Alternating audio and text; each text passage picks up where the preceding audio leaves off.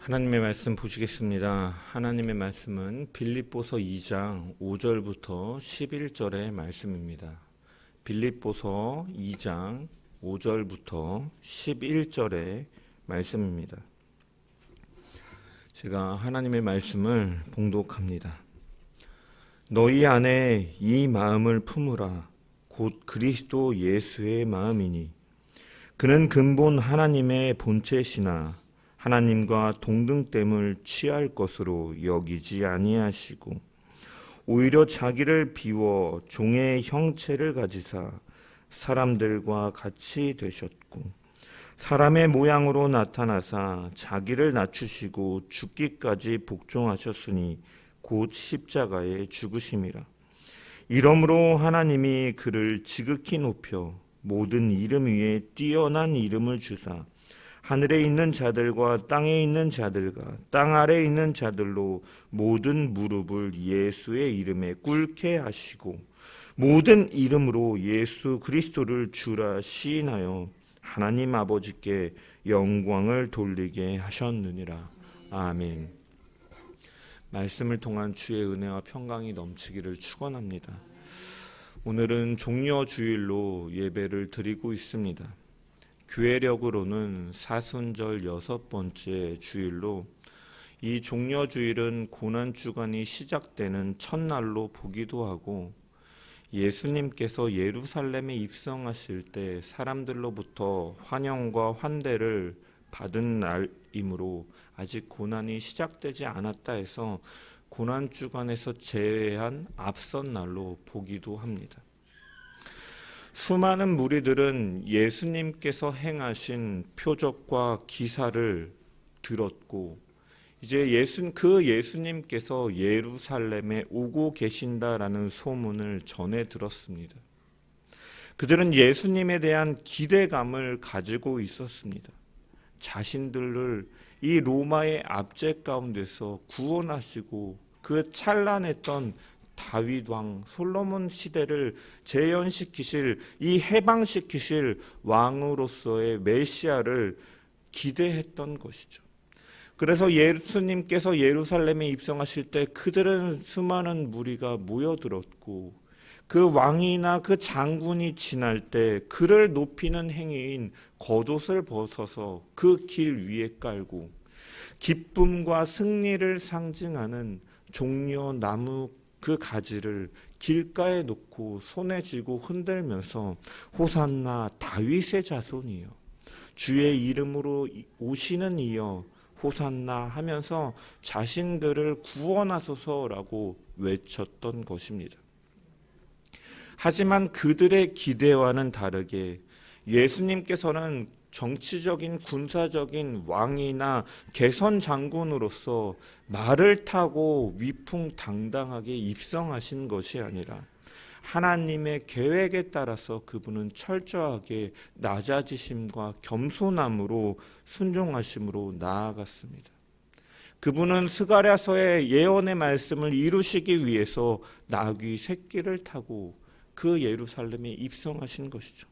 보라, 내 왕이 내게 임하시나니 그는 공의로우시며 구원을 베푸시며 겸손하여서 나귀를 타시나니 나귀의 작은 것 곧 나귀 새끼니라. 이 스가랴 9장 9절의 말씀을 이루시기 위해서 예수님께서는 나귀를 타고 예루살렘에 입성하셨고 이것은 하나님의 뜻에 따라 이 땅에 겸손으로 오시고 그분의 뜻에 철저하게 순종하시는 그 예수님을 명확하게 보여주는 장면이라고 할 수가 있는 것이죠. 그분은 영광을 받으려 인자의 영광을 받을 때가 온다 하시면서 예루살렘에 입성하셨습니다. 사람들이 주는 영광은 세상적인 영광, 군사적이고 정치적이고 이 땅에서의 권력을 가진 분으로서 기대하면서 영광을 돌렸지만 그분은 그 길과 반대로 낮아지심을 통하여 하나님의 일을 이루시는 것이 곧 영광이심을 드러내셨고 철저하게 순종함으로 낮아지심으로 그 길을 걸어가신 것입니다. 바울은 빌립보서 2장에 하나님의 은혜를 입은 성도들이 마땅히 해야 될 모습을 권면하면서 너희가 사랑으로 서로 권면하고 마음을 합하고 겸손함으로 나보다 남을 낮게 여기면서 그러한 모습을 나타내야 될 것을 빌립보 성도들에게 권면합니다. 그러면서 이제 6절부터 11절까지 예수 그리스도에 대해서 제시하고 있는 것이죠. 그리고 그 사이에 바로 이 5절의 말씀, 너희 안에 이 마음을 품으라, 곧 그리스도 예수의 마음이니 라고 하면서 이것을 연결시키고 있는 것입니다. 너희들이 서로 사랑하며 한 마음이 되고 겸손함으로 서로를 남을 나보다 낮게 여기면서 너희가 사랑으로 하나가 되며 공동체를 이루어야 될 것인데, 이렇게 돼야 되는 이유는 바로 예수 그리스도가 그렇게 하셨기 때문이고 너희는 이 마음을 품어야 된다라고 말하면서 오늘 말씀으로 권면하고 있는 것입니다. 여기 5절에 보면 이 마음을 이라고 번역되어 있는데, 여기서 이라는 것은 헬라어 투토라는 단어이고 이 목적격 대명사입니다. 목적격이라는 것은 어떠한 것을 가리키는 것이죠. 그럼 이것을 이라는 목적격인데, 그러면은 이것은 무엇을 가르치느냐? 바로 이 하반절 그리스도 예수의 마음을 가리키는 것이죠. 마음을 품으라. 무엇을, 어떠한 마음을 품으라? 바로 그리스도 예수의 마음을 품으라라고 말씀하고 있는 것이죠. 그리고 이 마음을 품으라라고 이 번역된 단어는요, 이 애쓰다, 중요하게 여기다라는 의미를 가진 단어예요. 이 마음을 품으라고 번역된 단어는. 그리고 이것을 명령형으로 기록되어 있습니다. 해도 되고 안 해도 되고가 아니라 강한 명령으로 이것에 대해서 간절히 품고 애쓰라고 전념하라는 의미에서 말하고 있다라는 것입니다. 그렇다면 성도는 무엇을 얻기 위하여 애쓰고 전념해야 되는가? 바로 오늘 본문은 곧 그리스도 예수의 마음이다라고 밝히고 있는 것이죠. 왜 그렇다면 우리는 주님의 마음을 품기를 애쓰고 그것을 담기를 애쓰고 소유하려고 애써야 되느냐? 바로 주님만이 우리의 완전한 모범이 되시기 때문이죠. 본이 되시기 위해서 이 땅에 오셨고 율법의 모든 요구 그것을 다 만족시키기 위해서 오신 그분이 가신 그 길이 바로 생명의 길이기 때문에 우리는 그 안에 있어야 되고 그것을 따르고 그것을 드러내야 될 줄 믿습니다. 이것에 대해서 바울 사도는 강한 명령형으로 성도들에게 권면하고 있는 것이죠. 여러분, 그렇다면 이 마음을 품다라는 것은 무엇을 가리키는 것이냐? 유대인들은 모든 그 행동은 마음에서부터 시작된다라고 했어요. 그래서 시편에도 보면 그 율례를, 하나님의 율법을 어디에 새기라 그럽니까? 마음에 새기라 그래요. 마음에서 새기면 자동적으로 그것을 즐거움으로 자발적으로 그것에 대해서 헌신하고 순종할 수 있기 때문에 마음에서부터 시작되는 것이 중요한 것이죠. 마찬가지로 이것을 예수의 마음을 품으라, 너희 마음 가운데 애쓰면서 이것을 소유하고 품으라라고 말하는 것은, 다시 말하면 생각에서부터 우리가 이전의 말씀처럼 성령이 생각을 지배하시고 우리의 생각부터 마음과 그러한 행동에 이르기까지 바로 예수님을 닮아가며 살아가야 된다라는 것이 바로 5절의 메시지인 것입니다. 그렇다면 예수님께서 행하신 그 모습과 그 행함이 바탕이 되는 마음은 어떠한 것이냐?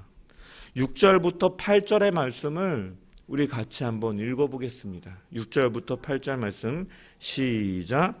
그는 근본 하나님의 본체시나 하나님과 동등됨을 취할 것으로 여기지 아니하시고 오히려 자기를 비워 종의 형체를 가지사 사람들과 같이 되셨고 사람의 모양으로 나타나사 자기를 낮추시고 죽기까지 복종하셨으니 곧 십자가에서 죽으심이라.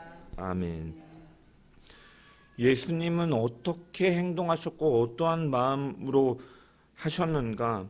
그분은 어떠한 분이셨는가? 그는 근본 하나님의 본체시다라고 6절은 밝히고 있습니다. 여기 근본이라고 번역된 헬라어는 휘파르콘이라는 단어인데, 이것은 존재하다, 무엇에 있다라는 휘파르코의 현재 분사 형태예요.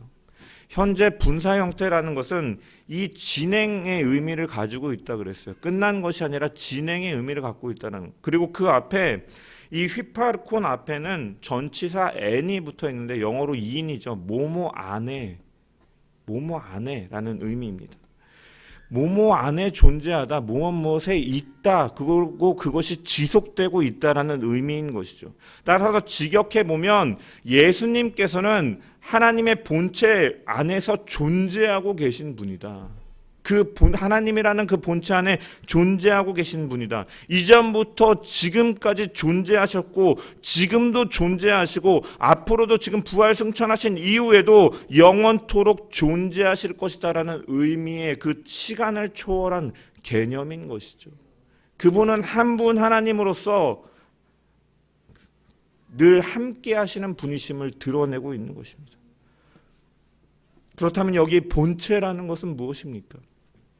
본체로 번역된 헬라어는 모르페라는 단어인데 문자적으로는 어떠한 형태, 외적인 모습, 형상 등을 의미합니다. 그런데 이것이 하나님께 사용될 때는 하나님의 가장 깊은 본질, 하나님 그분 그 자체, 본질적인 성질과 그 성품과 성격을 가리키는 데 사용되어지는 단어입니다. 즉 그리스도는 하나님과 함께 신성을 가지신 분이다. 그분과 함께 하시면 신성을 가진 분이다라는 것을 선언하고 있는 것이죠. 그것이 바로 그는 근본 하나님의 본체시다라는 것이죠. 오시기 전에도 이미 하나님과 함께 하셨고 그분은 신성을 지니신 분이었고 우리를 위해서 이 땅에 오신 그 순간도 하나님과 함께 하시는 그는 참 인성을 지니신 분이시면서 신성을 지니신 분이었고 지금도 부활 승천하신 이후로도 그는 신성을 지닌 분으로 모든 것을 만물을 발 아래 두시고 통치하시고 우리를 위해 중보하시는 그 하나님이시다라는 것을 드러내고 있는 것이죠. 그래서 우리가 삼위일체 교리를 말할 때 이 본절은 그 근거로서 중요한 위치를 차지하기도 하는 것입니다. 성부와 성자와 성령은 각각 독립적인 삼위로 계시지만 또한 영광과 능력과 지위와 신성에 있어서는 한 분 하나님으로서 동일한 하나님이심을 드러내고 있는 것이죠. 그래서 요한은 그 기독론, 그 신성을 강조하는 요한복음에서 1장 1절부터 3절까지 뭐라고 말합니까? 태초에 말씀이 계시니라. 이 말씀이 하나님과 함께 계셨으니 이 말씀은 곧 하나님이시니라. 그가 태초에 하나님과 함께 계셨으니 만물이 그로 말미암아 지은 바 되었고 지은 것이 하나도 그가 없이는 된 것이 없느니라. 즉 이 말씀은 무엇입니까? 창세기 1장 1절에 태초에 하나님이 천지를 창조하시니라. 말씀으로 6일 동안 세상을 창조하실 때 그는 늘 하나님과 함께하는 한 분 하나님이셨고 성육신 하셔서 지상에서 구원 사역을 이루시는 그 공생의 사역을 감당하실 때도 하나님 본체 안에서 신성을 가지고 하나님과 동일한 분으로서 인성과 함께 신성을 가지신 분이었다라는 거죠. 또한 이후에도 보좌 우편에서 만물을 발 아래 두시고 통치하시는 하나님이시다라는 것입니다. 여러분 이 본체시라는 말이요 우리와 같은 인간의 몸을 입으셨고 인성을 지니셨지만 또한 우리와 분명한 차이점을 드러내는 단어이기도 한 거예요. 여러분 첫째 아담은 그 행위 언약을 어김을 통해서 모든 인류를 죄와 사망 아래 거하게 했습니다. 하지만 둘째 아담, 예수 그리스도를 둘째 아담이라고 성경이 말하고 있는데 이 첫째 아담과 둘째 아담의 차이를 분명하게 드러내고 있다는 것이에요. 하나님께서 사람을 창조하실 때 창세기 1장 26절에서 27절에 보면 하나님이 자기의 형상과 모양대로 사람을 창조하셨다라고 기록되어 있어요. 이 모양과 형상이라는 단어를 이 헬라어로 번역한 70인경 성경을 보면은 이 에이콘과 호모이오시스라고 번역해 놓았습니다. 여러분 아까 말한 이 모르페라는 것도 외적인 형상, 모습 이러한 의미를 원래 가지고 있다라고 말씀을 드렸잖아요. 본체라는 단어에서. 그렇지만 같은 단어를 사용하지 않았다라는 것은 같은 인간의 몸을 입고 계시지만 본질적으로 또한 다름을 드러내고 있는 것이에요. 아담이 하나님의 형상대로 창조된 피조물이었지만, 형상과 모양대로 창조되었지만 그는 피조물이었고, 둘째 아담인 그리스도는 인간의 몸을 입고 이 땅에 오셨지만 그분은 하나님의 본체로서 또한 신성을 지니신 분이다라는 확실한 차이점을 또한 보여주고 있는 것입니다. 그런데 첫째 아담은, 피조물이었던 첫째 아담은 피조물이면서도 하나님과 동등되려 하는 범죄를 저지르고 선악과를 따먹었지만, 오히려 본체시며 하나이신 예수 그리스도는 동등되려 하지 않으시고 취할 것으로 여기지 아니하시고 자신을 비워 종의 자리까지 무한히 낮아지셨다. 이 첫째 아담과 둘째 아담이 이렇게 대조를 이루고 있음을 성경은 드러내고 있다는 것입니다. 여러분, 주님의 이 낮아지심, 근본 하나님의 본체시지만 동등함을 취할 것으로 여기지 아니하시고 낮아지신 것은 누가 타의적으로 그 신분을 강등시켰거나 지위를 박탈한 것이 아니었다라는 것이죠. 여기 여기지 아니하고는 헬라어 헤게모오마이라는 것인데, 생각하지 않았다는, 스스로 생각하지 않았다라는 거예요. 누가 시킨 것이 아니라 스스로 그렇게 하지 않으셨다라는 것이죠. 성부의 뜻에 따라 자발적으로 순종하셨음을 의미하는 것입니다. 무엇을 생각하지 않았느냐? 동등됨을 취할 것으로 생각하지 않았다라는 것이죠.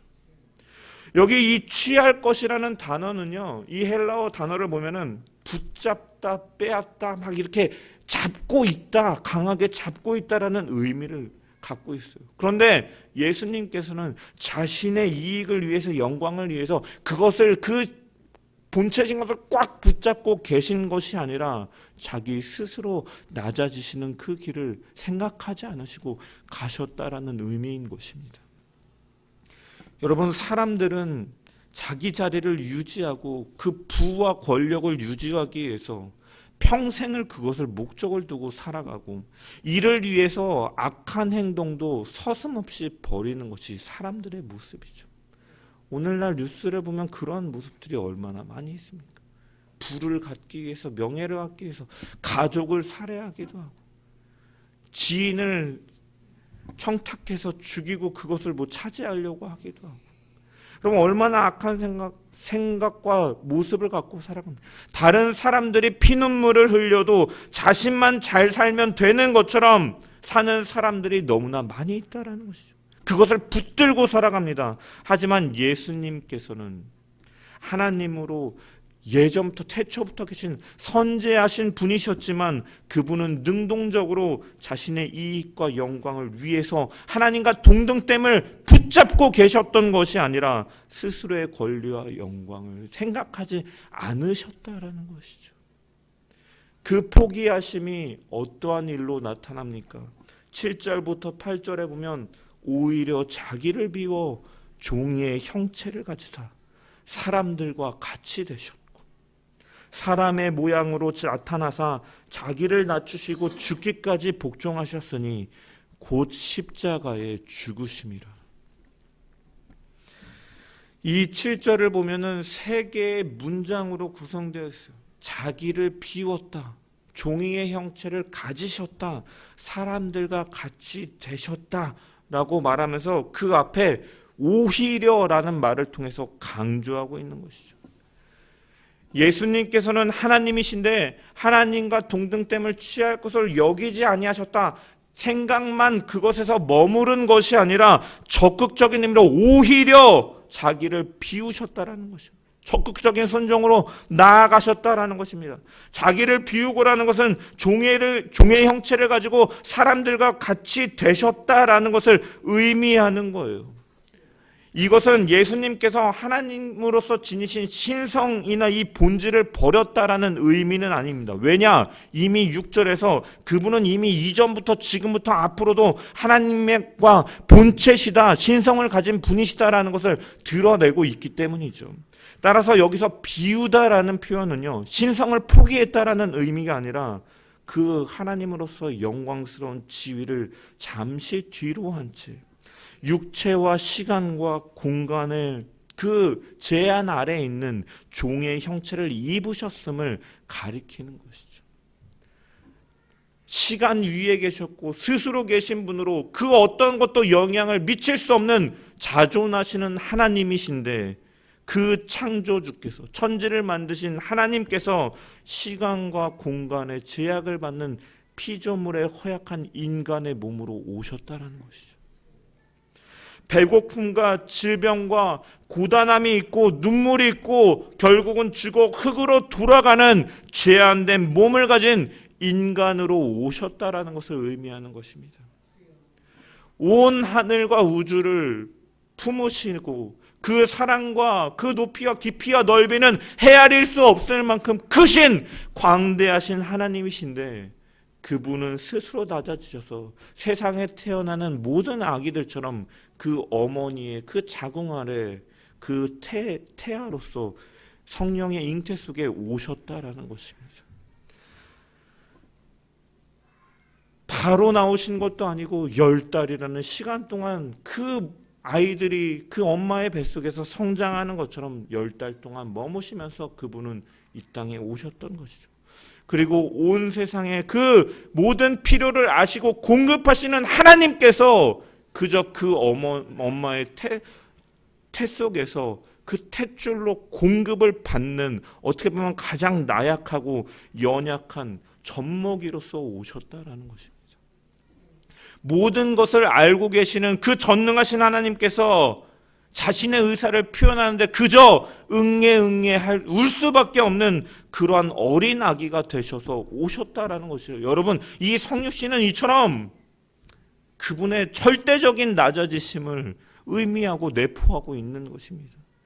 그리고 모든 것의 주인이신 그분께서는 아무도 영접하지 않는, 누울 곳이 없어서 마구간의 구유에 누이셨고, 이처럼 창조주이신 성자 예수님은 우리들처럼 시간과 공간과 육신의 제약을 받는 이 땅으로 오셨다라는 것입니다.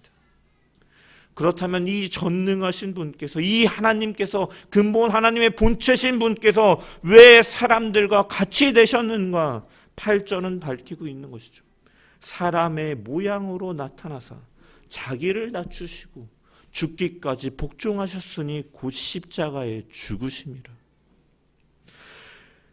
그분은 육신을 가진 사람이 되셔야만 사람들이 감당해야 될 죄와 그 형벌을 대신하여 죽으실 수 있기 때문에, 온전히 담당하실 수 있고 그 하나님의 공의를 완벽하게 만족시킬 수 있는 유일한 속죄 제물이요 화목 제물 되시기 때문에 그분은 오셨다라는 것이에요. 십자가에 죽으시기 위하여 오셨다라는 것이죠.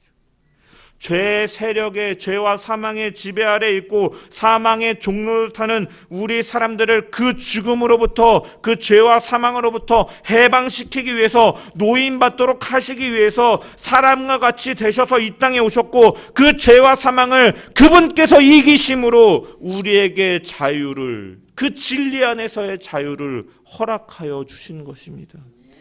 이것이 바로 성육신의 비밀이고, 그 사랑과 은혜는 우리가 생각하는 그것 이상으로 감히 생각하고 측량할 수 없는 하나님의 은혜와 사랑인 것이죠.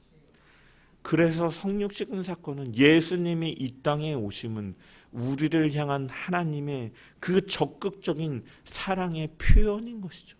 사랑을 확증하시기 위해서 주님은 오시고 십자가에 죽으신 것입니다.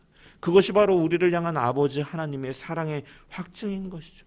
우리가 하나님을 먼저 사랑한 것이 아니라 하나님께서 우리를 먼저 사랑하셨고, 지금도 그 예수 그리스도는 하나님의 본체로서 영원히 우리를 사랑하시고 우리를 위하여 중보하시는 분이시다라는 것을 우리는 기억해야 될 줄 믿습니다.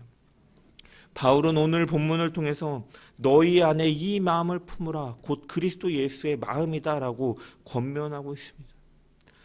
그 마음은 나귀를 타고 입성하시는 예수님, 모든 것을 창조하시고 창조주 되시며 전능자 되시고 지배를 받지 않으시고 모든 것을 공급하시는 분께서 가장 낮아지시고, 어떻게 보면 영광을, 세상의 영광을 취하지 아니하시고 나귀 새끼를 타고 가장 겸손의 몸으로 입성하시는 그 모습이 바로 가장 높으신 하나님의 자리에서 가장 추하고 더러운 죄인의 모습으로 그 감당하시기 위해 가는 예수 그리스도의 마음인 것입니다.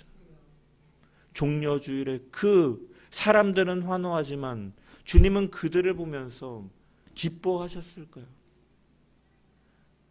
나는 너희를 위하여 죽으러 간다는 그 사실을 알지 못하기 때문에 주님은 슬프지만 그 슬픔을 마음에 품으시고 홀로 그 길을 걸어가셨던 것이죠. 그렇게 철저하게 자신을 낮추시고 겸손해지심은 자신의 명예를 위해서 사람들의 존경심을 얻기 위해서 한 것이 아니라 오직 우리들을 위하여 하신 일이다라는 거예요. 종의 모습으로 낮춰 사람과 같이 되셨고 결국 죄인들을 위하여 십자가에 죽으신 것은 바로 자신의 영광을 위해서가 아니라 우리를 위함인 것이고 하나님의 영광을 위함인 것이다. 하나님의 영광을 위한 것이고 또한 자신의 영광이라고 밝히셨죠. 바울은 빌립보 교회에 있는 성도들에게 간곡히 부탁하고 명령하면서 뭐라고 말합니까? 그리스도께서 너희를 사랑하셔서 자기를 이렇게까지 낮추시고 신성을 지니신 그 예수 그리스도가 이렇게 낮아지시고 겸손하시고 십자가에 죽으시기까지 너희를 구원하신 것 같이 너희도 그 사랑을 기억하면서 그 마음을 품고 그를 본받아서 살라라고 말씀하고 있는 것입니다. 그것이 바로 그리스도인의 참 모습이고 구원을 얻은 성도가 하나님과 사람 앞에서 가지는 삶의 자세이기 때문인 것이죠. 예수 그리스도는 우리를 이해하시기 위해서, 공감하시기 위해서, 우리를 체휼하시기 위해서 이 땅에 오셨습니다. 물론 그분은 하나님의 자리에서도 인간을 이해하고 우리를 사랑하실 수 있는 분이에요. 전지하신 분이에요. 그렇지만 죄의 문제, 구원의 문제를 위해서 그분은 자기를 피우고 이 땅에 낮아지신 우리와 똑같은 모습으로 살면서 우리가 짊어지고 가야 할 죄의 짐을 대신 지신 것이죠. 우리 대신 그 형벌을 대신 받으심으로 인해 우리를 자유롭게 하신 것입니다. 완전한 사람이셨기 때문에 우리처럼 시험을 당하시고 배고파하셨고 고단해하셨고 분노해하시고 슬퍼하셨던 것입니다. 그분의 낮아지심은 이러한 의미죠. 그래서 히브리서 기자는 우리에게 있는 대제사장은 우리의 연약함을 체휼하지 아니하는 자가 아니오 모든 일에 우리와 한결같이 시험을 받는 자로 돼 죄는 없으시느냐. 여기 체휼한다라는 말은 윗사람이 아랫사람의 어려운 사정을 몸으로 알고 불쌍히 여기면서 그 어려움을 건져준다라는 의미를 갖고 있는 것이죠. 그리스도는 우리의 연약함을 모르는 분이 아니셨어요. 간접적으로만 알고 이해하는 분이 아니라 직접 경험하시고 직접 체험하시고 직접 알고 직접 이해하신 것입니다. 그렇기 때문에 우리를 완벽하게 도우실 수 있는 분이시다라는 것입니다. 이 종려주일에 그 주님의 오심의 의미를 깊이 생각하고 그 사랑과 은혜를 붙들고 그 예수의 마음을 품고 사는 우리 모든 자들 되기를 주님의 이름으로 간절히 축원합니다. 우리가 예전에 많이 불렀던 복음성가 중에 낮엔 해처럼 밤엔 달처럼이라는 찬양이 있습니다. 그 곡을 작사 작곡한 분이 최용덕이라는 분인데 그가 그 곡을 만들 때 일화가 있다라고 해요. 그는 원래 자기 잘난 맛에 살고 세상을 삐뚤게 보며 사는 사람이었지만 예수님을 만나서 변화를 받고 이제 찬양을 만들기 시작했다랍니다. 그러던 어느 날 그가 이제 대학교에 가서 이제 학생들에게 강의를 하기 위해 가다가 이제 이 화장실에 들렸는데 화장실에 이제 화장실을 청소하시는 아주머니를 보면서 약간 자기가 무의식적으로 약간 그를 경시하는 무시하는 마음이 순간 들었다 그래요. 그런데 잠시 후에 이 청소를 마치신 아주머니가 복도를 지나가는데 한 남성이 그 여인을 보면서 너무 놀란 표정으로 인사했다 그래요. 아니 사모님 이게 대체 뭐 하고 계신 거예요? 왜 이런 일을 하십니까? 라고 말을 했다 그래요. 그분은 뭐 대기업 회장님의 원래 사모님이라고 그러더라고요. 근데 자기 아들이 그 다니는 학교에 자원봉사하는 가운데 그러한 일을 잠깐 감당했다라는 것이죠. 그 최영덕 선생님은 그날 그 청소 아줌마를 잠깐 무시하였던 그 자신의 마음을 돌아보면서 내가 이렇게 아직도 교만하구나. 내가 이렇게 주님처럼 겸손함으로 나보다 남을 낮게 여기면서 살아가고 있지 못하구나라는 것을 생각하면서 어떻게 그렇게 살 수 있을까 고민하면서 이 찬양을 만들었다라고 그래요. 낮엔 해처럼 밤엔 달처럼 그렇게 살 수 없을까? 욕심도 없이 어두운 세상 비추며 온전히 남을 위해 살듯이 나의 일생에 꿈이 있다면 이 땅의 빛과 소금 되어 가난한 영혼, 지친 영혼을 주께로 인도하고픈데 나의 욕심이 나의 못난 자아가 언제나 커다란 짐 되어 나를 짓눌러 마음을 곤곡히 하니 예수여 나를 도와주소서. 이처럼 우리는 예수님의 마음을 품고 살아가야 되는 것입니다. 세상은요, 권력과 부를 가진 사람이 잠깐 낮은 자리에 와도 그것이 굉장한 미담이 돼가지고 그를 찬양하는 일을 갖습니다. 부자가 폐지를 줍는 노인이 차를 긁고 갔는데 그냥 가시라고 보낸 것이 지금도 그 예전 일인데 아직도 이렇게 회자되면서 노블리스 오블리주의 표본이다 막 이렇게 말하면서 칭찬합니다. 그런데 여러분, 복음은요, 그것과 비교할 수 없는 하나님이신 예수님께서 모든 권세와 그 영광을 내려놓으시고 죽기까지 낮아지심을 말씀하고 있는 것이죠. 이 주님의 사랑과 은혜를 마음에 깊이 기억하고 그 주님의 가신 그 길을 마음에 품고 행동으로 나타내며 살아가는 저와 여러분 되기를 소망합니다. 스스로 높아지며 교만한 자들에게는 하나님의 은혜와 위로가 스며들 틈이 없지만 낮고 비천한 자리에서 오직 하나님의 은혜를 긍휼을 구하는 자들은 위로부터 내려오셔서 찾아오신 그 주님의 은혜가 풍성히 넘치는 줄 믿습니다. 그 주님의 마음을 품고 이 종려주일과 고난주일을 보내면서 우리가 주님과 같이 겸손함으로 남을 위해, 우리를 위해서, 원수된 우리를 위해서 구원하시기 위해 자신의 생명을 희생하셨고 하나님의 사랑을 드러내셨던 것처럼 우리 역시도 주님의 사랑을 기억하고 그 사랑을 드러내며 때로는 진리를 위해 자신까지 희생해가며 섬기며 살아가는 저와 여러분 되시기를 주님의 이름으로 축원합니다. 그렇게 사는 자들에게 하나님은 그를 기억하시고 그를 높여주실 줄 믿습니다. 9절부터 11절의 말씀을 보면 이러므로 하나님이 그를 지극히 높여 모든 이름 위에 뛰어난 이름을 주사 하늘에 있는 자들과 땅에 있는 자들과 땅 아래에 있는 자들을 모두 무릎을 예수의 이름에 꿇게 하시고 모든 입으로 예수 그리스도를 주라 시인하여 하나님 아버지께 영광을 돌리게 하셨느니라. 여러분, 이름은 그 사람의 실제적인 본질을 나타내는 표현이죠. 예수님은 그 종이 되셨어요. 그런데 그 낮아지심을 하나님께서는 어떻게 하셨다고 말합니까? 주, 퀴리오, 그 당시에 가장 신의 아들처럼 여겨지는 로마 황제를 가리키는 그 표현인 그 주라는 표현을 사용하셔서 하나님은 그를 높여주셨다라는 것이에요. 하나님께서는 자기를 비워 인간이 되고 종이 되신 예수님을 가장 고귀하고 뛰어난 이름, 이 주라는 이름을 주셨다라는 거예요. 영광을 주셨다는 거예요. 반전이 있다라는 것이죠. 권세를 포기하신 분 앞에 하나님께서는 모든 피조물이 그 발 앞에, 그 이름 앞에 무릎을 꿇게 하는 권세를 주셨다라고 바울은 찬양하고 있는 것입니다.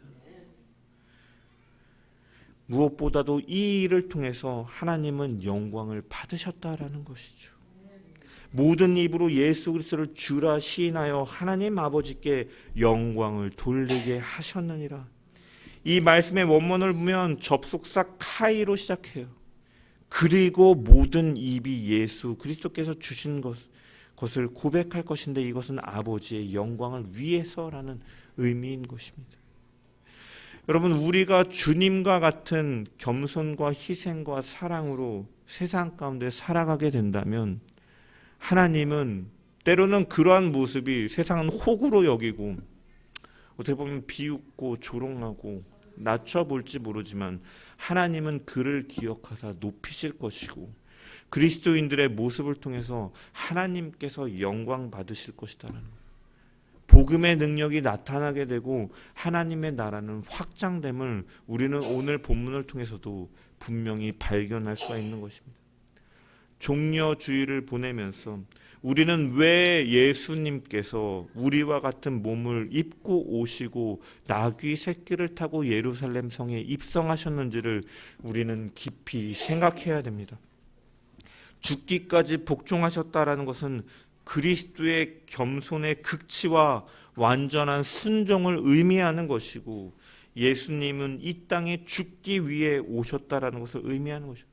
또한 그가 밝히신 것처럼 인자가 섬김을 받기 위해 온 것이 아니라 섬기기 위해서 왔다라고 말씀하신 것을 행하시는 것입니다.